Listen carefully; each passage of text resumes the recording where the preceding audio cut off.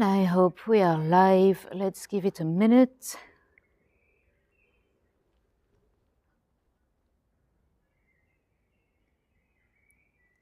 Yes, I think you can hear me now. Can you give me a sign? Can you give me a thumbs up? Okay, perfect. It took a bit of a while, like last time. I had to try twice. Then the app crashed on me, and then finally we are live. So I need to get used to it now. I need to get used to tour. So I've arrived here this morning. I didn't spend much time in Tours yet because we went to explore a bit more of the Loire Valley. I'll give you maybe just under a minute so people can have a few seconds to join. Welcome LS, welcome Gwen, hi Tish. So with those YouTube live, I'm not gonna, with Hego, I used to connect very early and say hello to everyone. On YouTube, if you don't mind, well, I'm gonna do it anyway. I'll do it at the end because if people join and they're not from Hego, they might think it's a bit awkward that I'm just saying hello forever. So I'll just give it a few seconds and then we'll get rolling. So just in case, if we happen to have any newbies, well, if we happen to have anyone that joined from YouTube that have never been on Hego, just to explain why so many of us know each other, I used to stream on a different platform called hego.com that closed down just over a week ago now. So that's why many people know each other already in the chat, but don't worry, soon you'll know everyone as well. And for the ones that don't know me, I'm Nathalie, and originally I'm actually from here. I was born in Tours. I've not been here for 34 years, and actually I don't remember anything about Tours, but yeah, I was born here. And you know what? Let's go. So just so you know, you can ask me any questions. I might know or I might not know. I've done my homework, but I'm not really from here. And well, I am really from here, but I don't live here. And so ask me any question. I'll try. And if any of you take any nice screenshots, you might want to share them on the Facebook group live virtually, because some people don't know how to take them yet. So that'll be quite cool to share, so everyone can have a little memory. Do I remember? Does my family? Well, my family is not actually here at the moment. Well, my sister is here, but they're not in France at the moment, and they've not taken me back here, so I never had a chance to come back. Anyway, let's go. So I'll tell you a bit more about Tours as we go. But for now, let me zoom in. I can't get any closer because there's one place where the signal will drop. This on the statue here, this is St. Martin's. For some of you that followed my tours in London before, the picture of the chap on a horse with a beggar, that might actually look a little bit familiar. That's the same St. Martin's as St. Martin's in the illustration on some of the pillars in Westminster. So that's why it might look a little bit familiar. So St. Martin's was an early Catholic saint, actually. He was a Roman soldier. And one day he was on his horse when he spotted a beggar that was half naked. You might be able to see the beggar is freezing. So St. Martin stopped. Well, he wasn't a saint yet, so Martin stopped. And he actually cut his cloak in two to give a bit of fabric for the beggar to warm up. And that very clock ended up being a relic. And actually, you know what? The little building that was hosting the relic, they called it in Latin capella, which led to chapel in English. So it's because of St. Martin that we call a chapel, because of the clock. And that very night, after giving his cloak, half of his cloak to the beggar, he had a dream. He saw Jesus wearing the same outfit, and that's how he decided to convert into Catholicism. Syed, we are in Tours. It is a city. It's a small city that historically is quite important. I'll tell you a little bit more about Tours as we go. And so this is the Collegial St. Martin. A collegial, it's a church. It is like a cathedral, but without a bishop. So Saint Martin was the bishop of Tours, and he's very famous as a saint. The statue Amanda is Saint Martin of Tours. And so he's very famous because he's the one that basically kind of created monastic life. Before that, no one really was spending their life in a monastery. Century. So this is the Tower Charlemagne. It used to be a tower in the old abbey that stood here. So they've destroyed part of the building, but not all of it. And St. Martin, so the burial in the crypt, the tomb, it's actually a very famous spot for pilgrims. A lot of people on the way down to let me show you. So down the street there, the other tower was also part of the old church. So that's the clock tower. So we've got the Charlemagne Tower, and oh, is it buffling? Hopefully it'll get, you know what, it should get better as I walk through. Unfortunately, with YouTube, we're not able to check the signal ahead, so I'm gonna. Oh, it's fine now. Okay, good. Sorry about that. Hopefully we are better now. Let me turn around. So you can have another view of the Collegial St. Martin. So on top of the building, that is St. Martin again, on top of the dome. It's good now, good. So this is the Tower Charlemagne. Charlemagne, you might have heard of him because he was a conqueror, really. There was a massive empire at the time in Europe. And in France, he's also very famous for having invented school. That's not true, he never really invented the school, but we have a little nursery rhyme.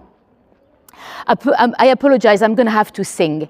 With Hego, I could play a song because there was no copyright, but on YouTube, I'm not able to do so. So I'm gonna have to sing it for you. So it goes, qui a eu cette idée folle un jour d'inventer l'école? Qui a eu cette idée folle un jour d'inventer l'école? C'est ce sacré Charlemagne, sacré Charlemagne. So yeah, and then it goes on about complaining about mathematics and literature.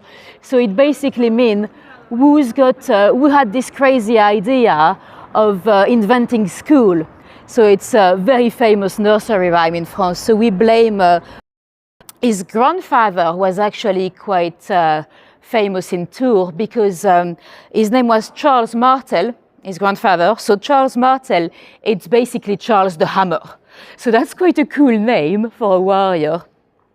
And he's known for having pushed back the Saracens, the Arabs, the Moors, and he stopped them in Tours when the Arabs wanted to invade after losing the Prophet Muhammad. Anyway, this is the Château des Ducs de Touraine. So this area, it's called Touraine. And if you see the tower in the middle, that's actually a staircase in those medieval buildings. So I think that's the 15th century. They often had the staircases outside. Let me see if I can pop the phone in so you get a better view. Oops. There we go. So that's beautiful building. You'll see we've got quite a few amazing buildings around here. And let's get out again. Right, let's walk towards the old town. You've got another view on the dome from the Collegial from here. I hope we're all back to normal in terms of signal. Because I didn't want to do a tour of to use for the tour. So if you put Tour France, well actually that's quite funny. I kept putting Tour France and I got all those pictures of bicycle. And I was like, why on earth do I get bicycles? I mean, it is a famous route. A lot of people come to the Loire Valley and they cycle to see all those amazing castles. But I was like, why do I get all those bicycles, right? And I didn't realize it's because of Tour de France. And so even doing my research, I was struggling to actually find anything, because every time I put tour, it brought me to some tour website and stuff like that. So yeah, so that's the name of the town, which is quite cool, because technically I'm a tour guide. I was born in Tours, and my name is Nathalie. In French, Nathalie, it's a very funny name for a guide because of a song from Gilbert Bécaud. He goes, oh, she had blonde hair, my guide, Nathalie. So basically I was born for the job. So yeah, we are in Tours, which is like the gateway to the Loire Valley. A lot of people come here to stay in Tours, and you might want to be renting a car and then go and explore a different castle every day. We do have a little castle in Tours. We'll see it at the end of the tour, but it's not the most amazing. Oh, you love the song, Janie. And but the town, the old town, is absolutely beautiful. And it's very lively. You'll see a lot of people having a drink here. There's a university as well, so it's a student town. To give you an idea, we are about 240 kilometers from Paris. And the population, I think it's 140,000 in Tours itself, but the agglomeration, it's like 350,000. I think it's about the 27th city in France in terms of population. So it's not that big, but historically it's been quite important. It was actually the capital at some point when Paris was taken. I think it was when Paris was taken by the English. So yeah, historically, well, you can see from the number of amazing castles around here. There's a lot of those fairy tale castles. And we are now at La Place du Monstre. It's not the real name, it's called La Place du Grand Marché. But in 2004, this statue came in. So we'll get a bit closer. I'm just gonna wait for the kids to go. So that's a new piece of art. I'll just show you my face for a moment because I don't want to have any kids on camera. So that's very new. The piece of art came in 2004, and at the time everyone hated it. They were like, what is that? Why did they put it here? And now everyone loves it. So they've almost rebranded the name of the place. If you go on Google and you put Place du Monstre, the monster place, you'll end up here. And I'm just going to wait for people to take their little photo, and then I'll flip the camera around again. Lovely. So this is the Monstre. This is it's a reference to, from an artist called Xavier Vaillant. It's a reference to the monsters in all those fairy tales, because you know we've got so many medieval castles and fairy tales castle that we have a monster to go with it. And to show you how popular it has become, some of the businesses have rebranded. There's a shop there that's called Monster Market. I'm guessing it had a different name before 2004. And we'll start to see some of those, that amazing architecture. Oh, you love it, Gwen? Good. So we've got some of those, I think we've got about 60 properties here that are from the 14th, 15th and 16th century with those beams. And you can tell how rich was the owner. The longer the beams are, the richer they were. So for example, the one in the middle might not have been that rich, because if you look at the length of the beams, most of them are quite short. If you have very long ones, they're much more expensive. So yeah, there might be a few exceptions, but most of the time that's how you could tell. So that's quite cool. We'll end up we're going towards the city, the old town center, and you'll see a lot of those amazing buildings. So the people of Tours, well, Tours in French, it means tower. but there's no tower. Well, there's a few towers, but it's not named after a tower. It is named after the Celts that lived here. They were called the Turins. And they lived around here, but they never really settled in Tours. It is the Romans that settled here. And they called it Caesarodurum. Caesarodurum, so the hill of Caesar. And we went back to Tours after the name of the Celts that lived locally. But yeah, let me show you. There's another amazing one here. Amazing architecture. I don't think it's very convenient to live inside, but it's beautiful, beautiful to see. And we're heading towards Place Plumereau, where you'll see a lot of people enjoying their drinks. And some of those beams, so let me show you, yeah, that's the case here. Some of those beams have been covered by slate. So if you look at the building at the back there, you have the wooden beams, but you've got slates on top of the beams, which is quite interesting. And there's a bit of street art here. Let me show you the little, it's a Lego, not a Lego, a Playmobil head, I think, but that's quite cool. Bonjour Stéphanie, bonjour Destiny, and bonjour everyone that I've missed.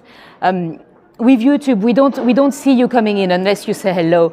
So you're very welcome, everyone joining. That's another one of those medieval buildings, beautiful as well. Let me show you the craft work there. Apparently some of them have been damaged through the revolution, but amazing, amazing work. So this is the most famous place in Tours, always very busy. A lot of people coming here for a drink. And let me show you here, we've got the Leonardo da Vinci. He's actually buried around here. He's buried in Ambroise. That's where I went this afternoon. We couldn't see Da Vinci's grave because the chapel was in refurbishment, but yeah, he's buried here. And let's go around the place. Do you guys know the guide Lonely Planet? It is a tour, like a guidebook and magazine that has been very popular in the last maybe 10 years or so. According to Lonely Planet, this is the best place in France to come for a drink. I know a few places that might be able to compete, but yeah. And some of those pubs, they're so old. Like we came for a drink here earlier. Even the toilets here are really amazing, because you go to the back and then it's like a wooden staircase, like a little courtyard. And so yeah, it's all very old. We're lucky we do not have that many cities and towns in France with an amazing old town like this. So that's the name, Place Plumereau.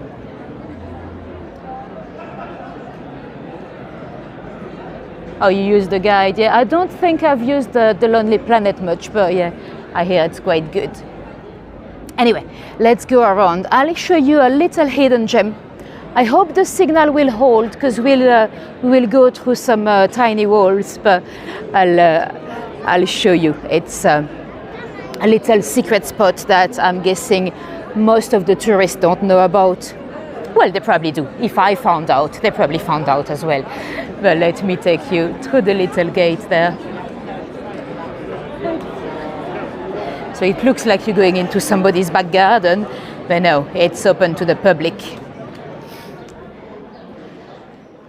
And this used to be a church.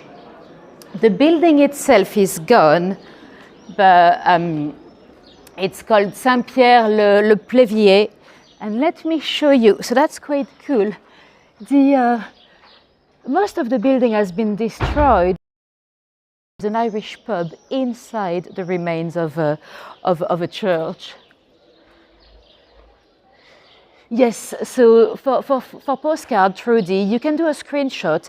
There's also a little plugin that if you want to find the plugin that allows you to take postcards through in YouTube, you might want to join my group, Nathalie, my guide. Someone has posted the link there, and I can post it again. So it's basically something from Google you can install, and then you can take some postcards on YouTube. So do join my Facebook group, and we can send you the link. Little holes in the wall there. That's like a sarcophagus, that's where the dead people used to be. So that's quite an amazing little hidden gem in the center of the city, really. Right. Yeah, if you do take some nice screenshot, do share them on social media, so then the users that are not able to take them at the moment, they can, take a look at them, download them. So that's amazing. Anyway, let's go back. So we'll head towards the slightly newer part of town. And you'll see many more bars and many more people enjoying the outside.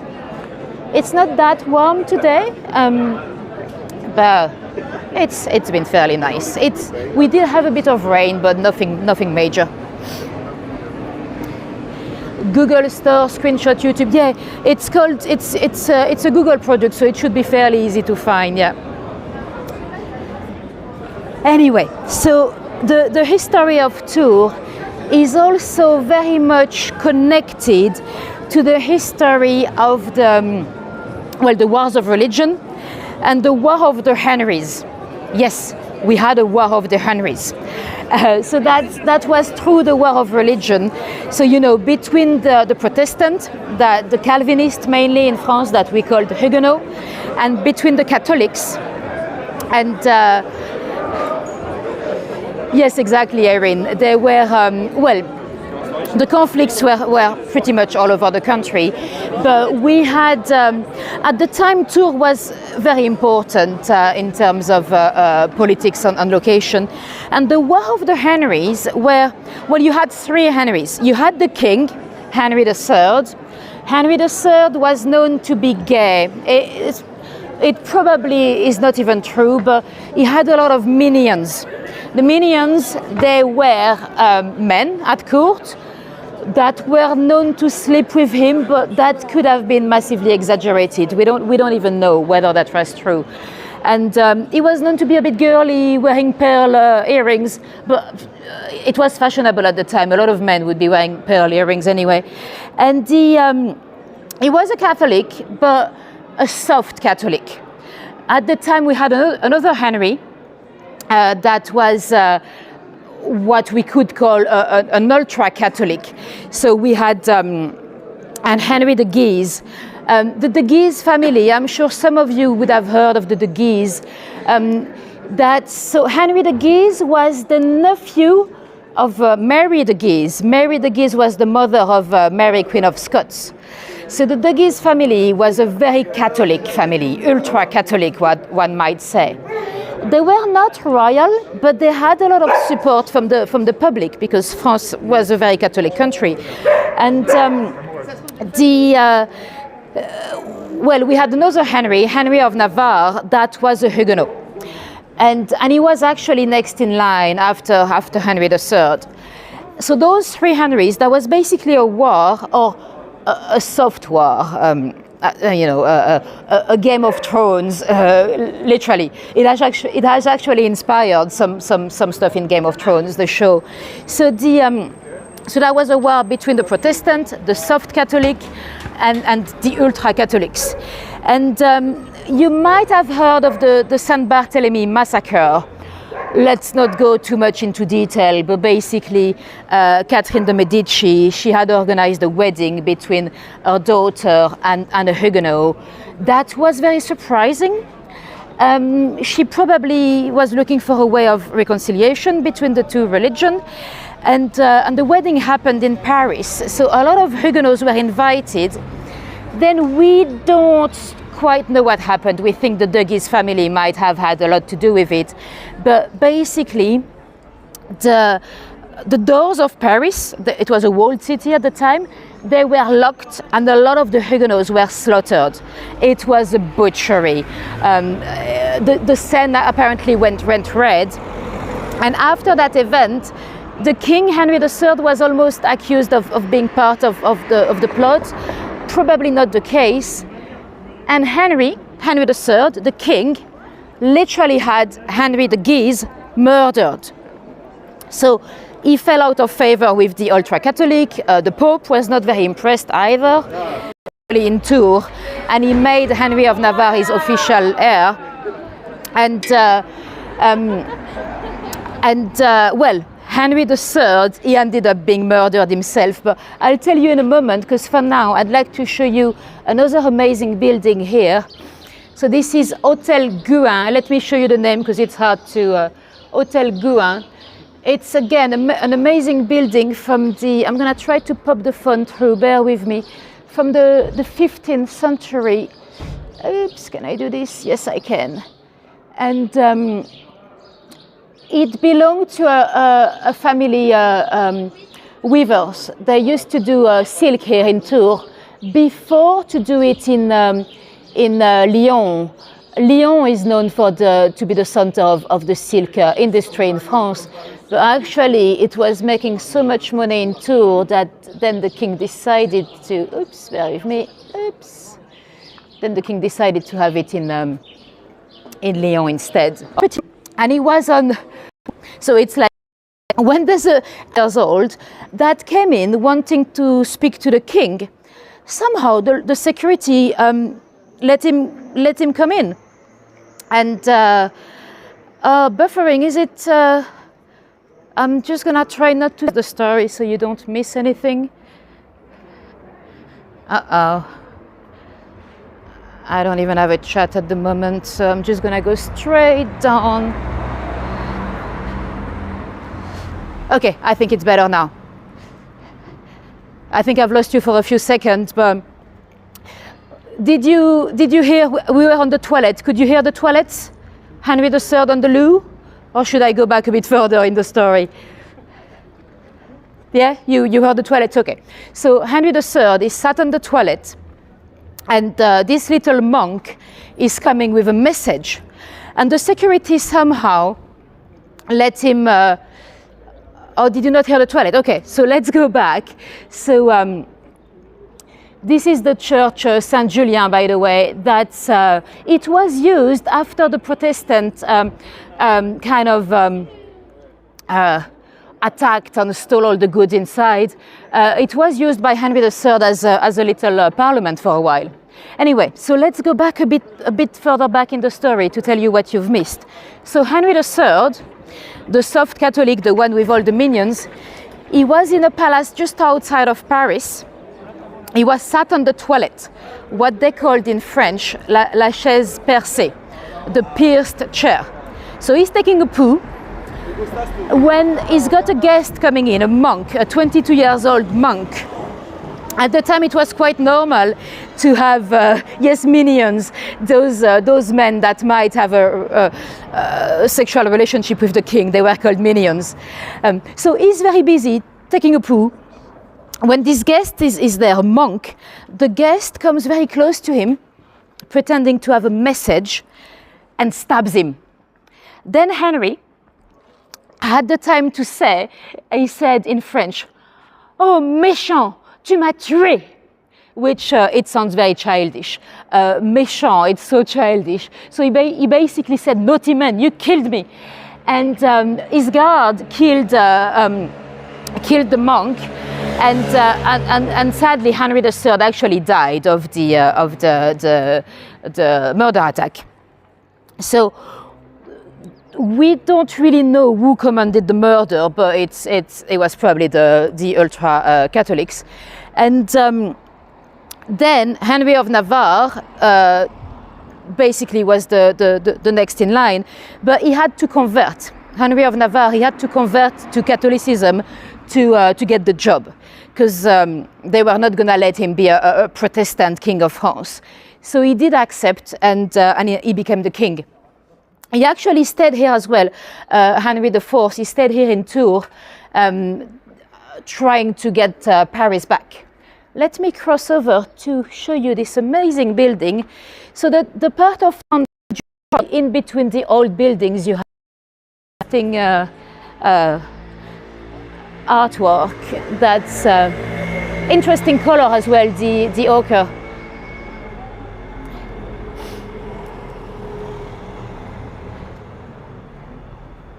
Back now, good. I'm glad we're all back.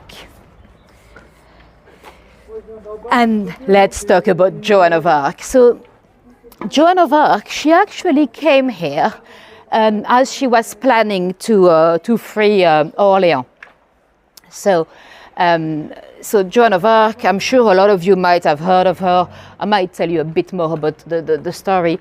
But she basically came here to get an armor.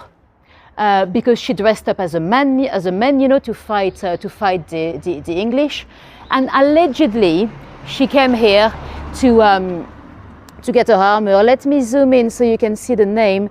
It's called La Pucelle Armée, so that's basically the armed virgin. So that's let me zoom out. Up.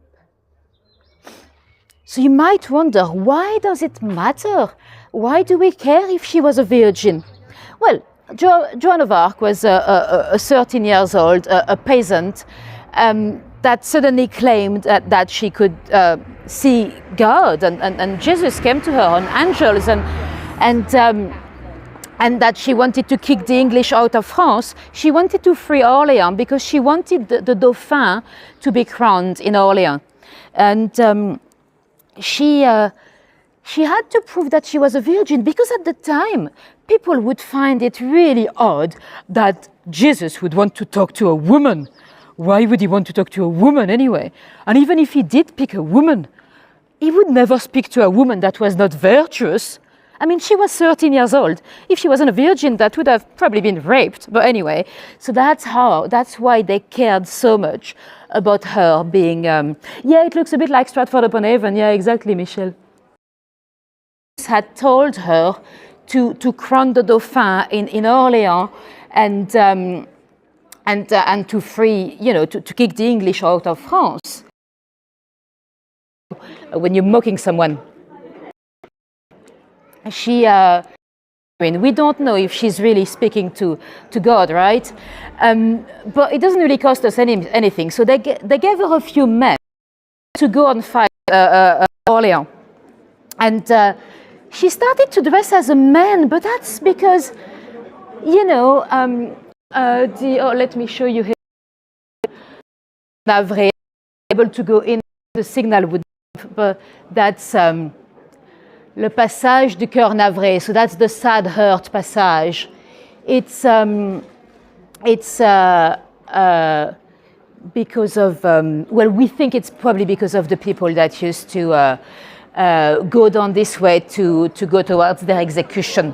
So the little place there on the side, that's where they used to hang people. And the fontaine, you should not drink it because apparently it's water from the Loire. So that's where the execution happened. So see, I told you I'm not going to go too dark tonight. I'm showing you the execution spots, but that's it. Well, we did speak about a few murders. But Henry IV, by the way, he was also murdered. He was on his cart and someone just jumped in and stabbed him. Anyway, back to Joan of Arc. So she dressed up as a man and she got an armor and stuff. But it's not, if you're wearing a dress, you know, you're traveling with men, going on the battlefield, you might get raped. If you're wearing trousers and armor, it's a little bit harder to rape you. It is as simple as it is, you know. So that's why she dressed up as a man, so she could, you know, be cool here. So this is a little street, as you can see. There's a lot of bars and cafes, and of course you have a lot of people that might want to urinate. So that's what we do. If we have a corner and you don't want people to urinate, that's what we do. Can you see they've filled up the corner? And because of the because of the shape of the mass, if you did try to urinate, it would kind of spat back at you, you know, splash your feet and spat everywhere. So that's how you have. That's how we end up avoiding urinating drunken gentlemen at night. And we have, there's an artist here, he does quite a few of those little mosaic. Let me show you, I think there's one here. Yes. So Rue du Cygne, that's Swan Lane or street. So he's done a little swan as a mosaic.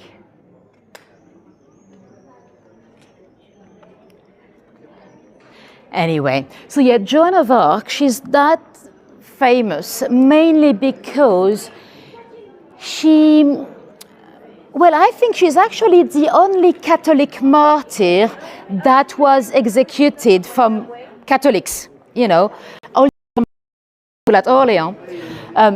But the English they'd been there fighting and protecting themselves forever. When you come with a fresh army and someone with a new motivation, trusted her, and then she was able to crown the Dauphin in Orléans, and then she tried to kick the English even further, and then she failed. So then the French were like, okay, she might not be from God then. And of course the English, they tried to investigate actually.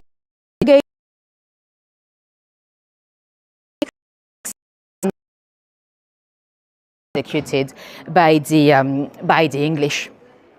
Well, when I said the English were half French at the time. You know, when we talk about the 100 Years' War, we say it's the English against the French. Well, the English, they were still the Plantagenets, you know, so they were still, you know, they still spoke a lot of French, and they were still the follow-up of the Normans, really. What pronoun? But you know what, John, actually, I think, you know, if the transgender or if the lesbian community want to take her as some kind of a hero, I don't blame them. We can all claim Joan of Arc. But is it buffering again? Oh no, that's the thing with YouTube. We're not able to check the signal ahead, so it's a little bit annoying. Hopefully it'll get better. I'll try to speed up a bit. So we'll see. There's a good statue over in Philadelphia. There's also a statue over in Chinon. I might go to Chinon tomorrow morning. She's very much celebrated in this area. She was a girl of power, yes, definitely. Anyway, two more little buildings or monuments to see before we go. We've got the Cathedral Saint-Gaffien.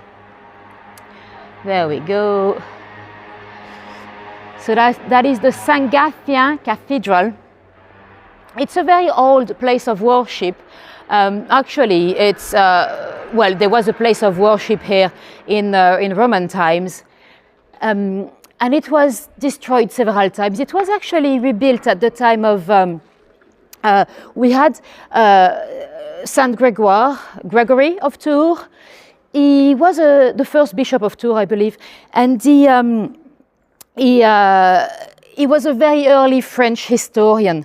He kind of wrote down a lot of the early history of France. And our other saint, St. Martin's, that we mentioned earlier, I didn't even tell you, but his body was stolen. When St. Martin's died, they took his body to Poitiers. Poitiers is a town, maybe an hour and a half south, maybe 2 hours, I'm not too sure, so from here. And everyone wanted St. Martin's, you know. And the people from Tours, they actually stole his body to bring it back here, because everyone wanted, they wanted to bury him in their town. So that was a little bit of body trafficking. Anyway, let's head towards the Loire. So the Loire is, it's the longest river in France, 1,006 kilometers, if I remember right. And when are we today? On Thursday, I'll take you to the mouth of the Loire in Saint-Nazaire and Saint-Brévin. And I was actually a bit surprised because obviously I don't remember ever coming to Tours, but it's a bit wilder than, you know, I kind of expected it to be like, I don't know, like the Seine in Paris or like the Danube in Budapest, or, you know, I expected the river shore to be quite a lot of concrete, you know, and it's actually quite green and wild, and it's rather nice.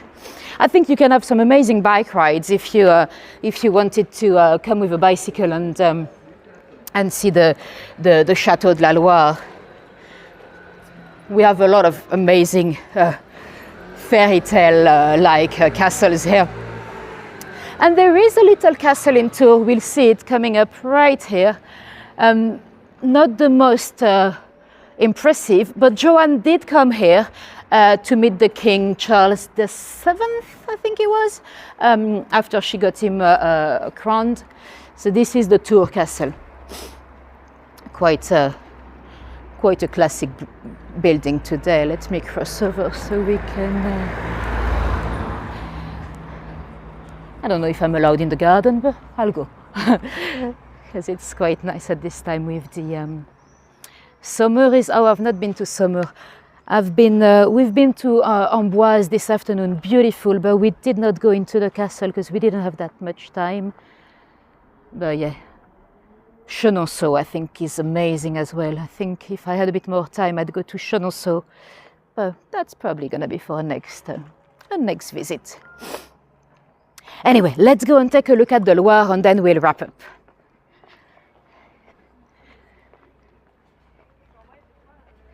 So that's there's a little bridge here that's only for pedestrians and bicycles. Chenonceau is your favorite? Nice. And the next bridge, it's the Wilson Bridge, named after President Wilson. He was the president through the First World War, because, you know, when Americans came to help through the First World War, they were kind of based here in Tours, so that's why when they rebuilt the bridge, they named it after what was his name? Woodrow Wilson.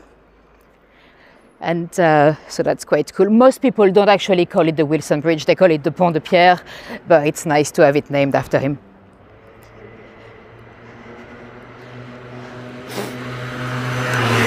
By the way, I didn't even tell you because that's when the signal dropped, but you know, we were talking about the murder on the toilet seat.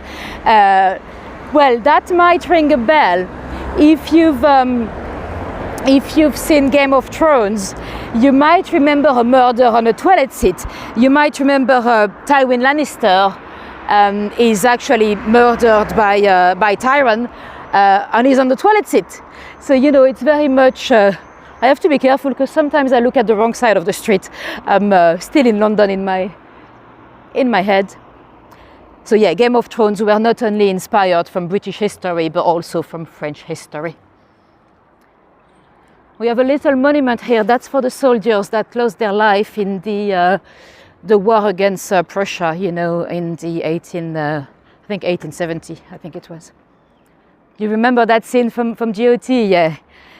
Right, let me show you I was going to say the Seine, the Loire, and it's perfect time to have a pink sky with the sunset. I should write a book. Oh, I'm sure there's probably already a book about the toilet seat murder. I'm sure there's already one, or maybe a few. So that's the Wilson Bridge down there, the beautiful one straight ahead.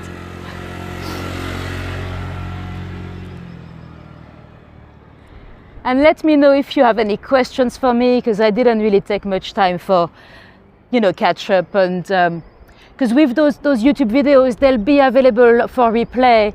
So I prefer to catch up at the end, because if I do it at the beginning, people might be like, what is that girl telling us her life story, you know? Yeah, beautiful. Oh, it's moving. It's the bridge is a bit moving. I don't mind, as long as it's normal.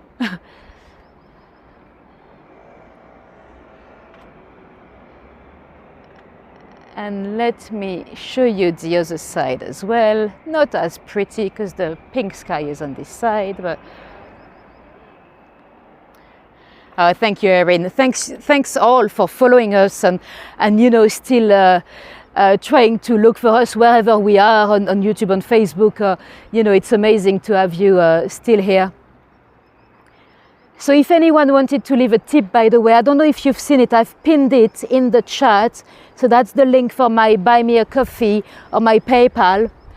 Buy Me a Coffee, it's £4. So if that was a bit too much for you, you can use PayPal, because I don't think there's any minimum on PayPal.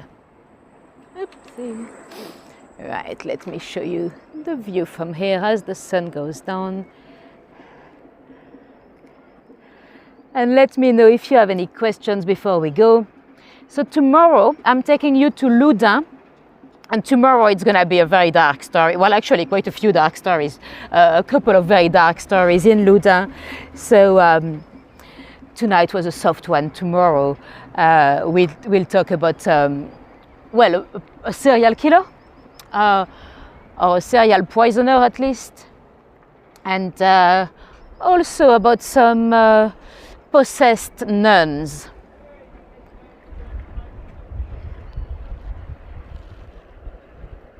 Right, let me show you my face again. And oops, what did I do? Thank you very much for coming today. Serial killer, yeah, well, it's one of the massive French murder mysteries, one of the longest justice or court cases in the country. There's still a bit of doubt, but I'll tell you the full story tomorrow of the Black Widow of Loudun. Cool. I don't see any more questions, so I'm gonna get going. Thank you very much for coming tonight. Thank you for being here on YouTube. If you don't follow me yet, you might want to give me a follow. And if you want to make sure you don't miss out on the next tours, you can click the little bell notification on each tour, or you can also do that on my channel.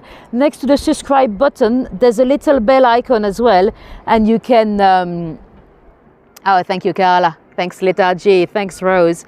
So you can click the bell there, and you'll be then emailed every time I upload a new tour or every time I start a tour. So yes. Thank you, Laurie. Thank you, Laura. Thank you, LS. Thanks for coming, guys. Have a good evening, a good morning, whatever time it is for you, wherever you are in the world. Oh, thank you, Nikki. And hopefully I'll see a lot of you tomorrow. Cool. See you later. Bye-bye.